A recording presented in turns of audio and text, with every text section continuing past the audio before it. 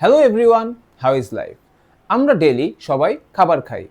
এই খাবার body nutrients absorb করার পর ওয়েস্ট হিসেবে আমাদের পটির মাধ্যমে বের হয়। কিন্তু অনেক সময় দেখা যায় আমাদের রেগুলার পটি হয় না। অনেক সময় দেখা যায় পটির আর্য ফিল হয় না। আবার আমরা অনেকে ওয়াশরুমে যাই, কিন্তু ওয়াশরুম থেকে যখন আমরা বের হই পেট ভারী লাগে অথবা মনে হয় আবার যেতে হবে। এটা যদি অনেক দিন ধরে চলতে থাকে, এটা কিন্তু নর্মাল কিছু নয়, এটা হচ্ছে কনস্টিপেশন। তাই আজকে আমরা কথা বলবো কনস্টিপেশন কি, কনস্টিপেশন কেন হয় এবং কনস্টিপেশন হলে প্রবলেম কি, এটার সলিউশন কি। ভিডিওর শেষে আমি একটা সলিউশন শেয়ার করব যেটা আমার ক্ষেত্রে খুব কাজে দিয়েছিল, তাই ভিডিওটি পুরোপুরি দেখুন। আপনি যদি আমার চ্যানেলে নতুন হয়ে থাকেন, please subscribe my channel Fit Academy by Sujan. What is constipation? Constipation বলা হয় যখন আমরা উইকলি 3বারের কম ওয়াশরুমে যাই, আমাদের স্টুল হার্ড হয়ে যায় এবং স্টুল যখন বের হয় তখন আমরা অনেক পেইন ফিল করি। অন্য একটা কমন সাইন হলো আমরা ওয়াশরুমে যাই কিন্তু বের হওয়ার পরও আমাদের মনে হয় আবার যেতে হবে অথবা আমাদের পেটটা খুব ভারী ভারী লাগে।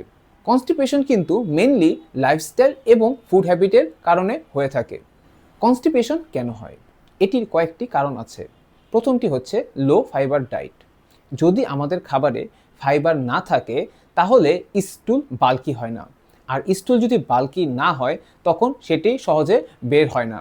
ফাইবার জাতীয় খাবার যেরকম ফ্রুটস, ভেজিটেবল, এই ধরনের খাবার আমাদের স্টুলকে বাল্কি করে।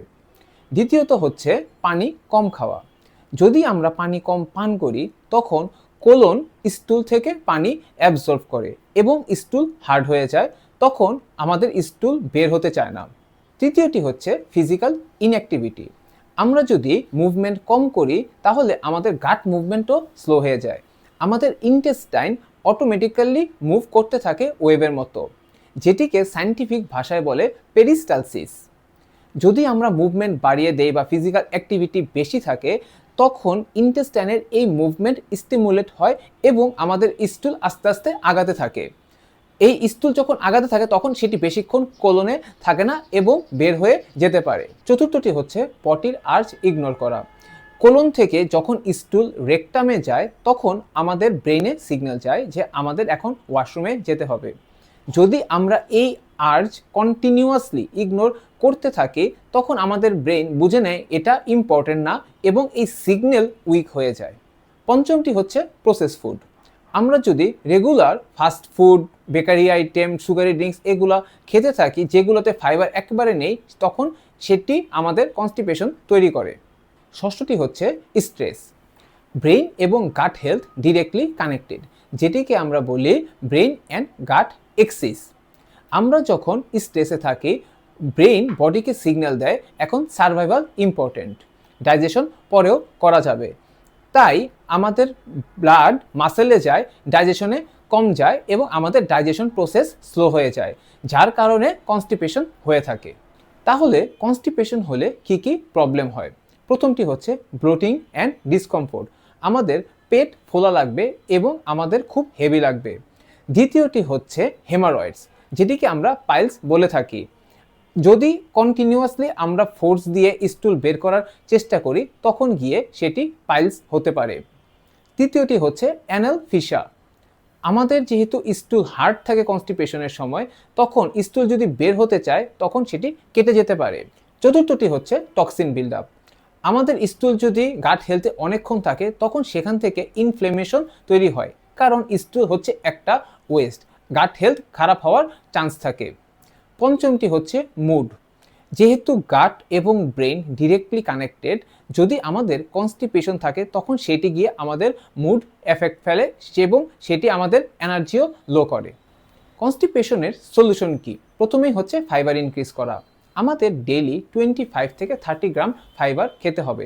এই ফাইবার আসতে পারে শাকসবজি থেকে, ফলমূল থেকে অথবা ওটস থেকে। শাকসবজির ক্ষেত্রে আমরা শাক, লাউ, ব্রোকলি এই ধরনের খাবার খেতে পারি। ফলমূলের ক্ষেত্রে অ্যাপেল, পাপায়া এই ধরনের খাবার খেতে পারি।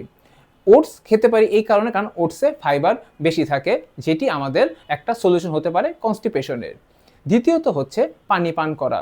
আমাদের 3 থেকে 4 লিটার পানি পান করতে হবে। আমাদের ফাইবার বডিতে কাজ করতে পারবে যদি আমাদের বডিতে পর্যাপ্ত পরিমাণ পানি থাকে। আর এই পানি কিন্তু আমাদের স্টুল হার্ড হতে দিবে না, তাহলে কি হবে, স্টুল ইজিলি বের হতে পারবে। তৃতীয়টি হচ্ছে আর্জ রেসপন্স করা। আমাদের যখনই বাথরুমের প্রেশার আসবে বা বাথরুমের ফিল হবে, আমাদের সাথে সাথে বাথরুমে যেতে হবে। চতুর্থটি হচ্ছে ফিজিক্যাল অ্যাক্টিভিটি। যদি আমরা ফিজিক্যাল অ্যাক্টিভিটি বাড়িয়ে দেই তখন গাট মুভমেন্টও ইনক্রিজ হয়। পঞ্চমটি হচ্ছে স্ট্রেস। আমাদের যে কোনোভাবে হোক স্ট্রেস কন্ট্রোল করতে হবে কনস্টিপেশনের সলিউশন পাওয়ার জন্যে। ষষ্ঠটি হচ্ছে সেম টাইম। যদি আমরা সেম টাইমে ওয়াশরুমে যাই তখন আমাদের বডি ইউজ টু হয়ে যাবে সেম টাইমে ওয়াশরুমে যাওয়ার। আমার যখন কনস্টিপেশন হয়েছিল তখন এই 3টি জিনিস আমাকে হেল্প করেছিল কনস্টিপেশন থেকে রেগুলার বাথরুম হওয়ার জন্য। প্রথমটি হচ্ছে ওয়ার্ম মিল্ক, দ্বিতীয়টি হচ্ছে ওয়ার্ম ওয়াটার, তৃতীয়টি হচ্ছে ইসাবকুল। আমি আফটার এভরি মিল ওয়ার্ম ওয়াটার খেতাম, আর ওয়ার্ম মিল্ক আপনি যে কোনো সময় খেতে পারেন, আর যদি চান রাত্রেবেলা অথবা সকালবেলা ইসাবকুলের ভুষিও খেতে পারেন। কনস্টিপেশন সিরিয়াস হয়ে যায় যখন আমরা দেখি স্টুল দিয়ে ব্লাড পড়ছে অথবা 2 উইকের বেশি হয়ে গেছে আমাদের ওয়াশরুমের আর আসে না, তখন আমাদের ডক্টরের পরামর্শ নিতে হবে। এই ভিডিও দেখার পর আমার মনে হয় আপনারা কনস্টিপেশন সম্পর্কে একটা আইডিয়া পেয়েছেন। কনস্টিপেশন হচ্ছে একটা লাইফস্টাইল এবং হ্যাবিটের পার্ট। যদি আমরা আমাদের ডায়েট এবং লাইফস্টাইল ঠিক রাখি আমাদের কখনোই কনস্টিপেশন হবে না। যদি আমার এই ভিডিও আপনাদের ভালো লেগে থাকে please like this video and subscribe my channel Fit Academy by Sujan.